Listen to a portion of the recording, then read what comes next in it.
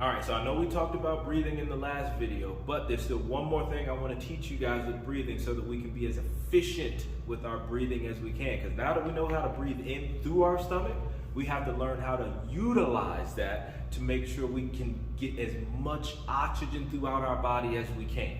This was going to get a little nerdy, but I promise it's going to make sense and make it all worth the while in the end.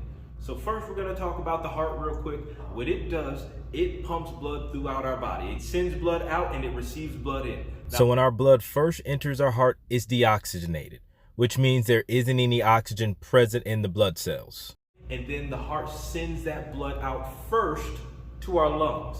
And when that blood gets to our lungs, it's sitting there and it's waiting for oxygen. And this is why we go back to the whole shallow breathing. If you're breathing shallow in through your chest, you're not getting a lot of oxygen in there. And the heart has sent all this blood up to your lungs to get as much oxygen as it can before it comes back down into the heart. But we don't have to worry about that anymore because we're breathing through our belly now. We have our lungs are expanding, they're opening up. We're getting as much oxygen in there as we can. So all that blood waiting in our lungs, it latches on to as much oxygen as it can. Then it goes back to the heart. Then the heart sends all this oxygenated blood throughout the body, and our body can utilize the oxygen for all the different functions that it has to use it for. So now that that's established, we're going to talk about the technique that we're going to utilize to make this process as efficient as possible. So what we're going to do, we're going to breathe in through our nose and we're going to smell the flowers.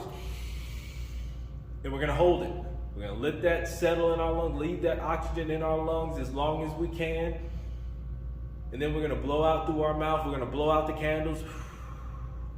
And it's so important that we apply that technique to exercise, because when we're exercising, our heart rate gets elevated, which means the blood is pumping through our body a lot faster.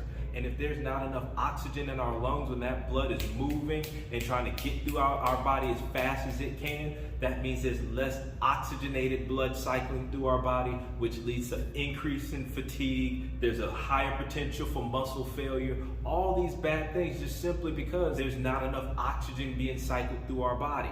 This is why we have to use that technique of deep breath in while you're exercising, while you're moving, while you're doing. You gotta still be able to breathe it in and hold it. That way the lungs can stay full. That way as that blood is cycling faster, it can still latch onto as much oxygen as it can and still get that oxygen through your body while you're exercising. And that's why it's so important that we learn this technique so our body can function to the best of its ability. So get your practice in, and I'll see you in the next video.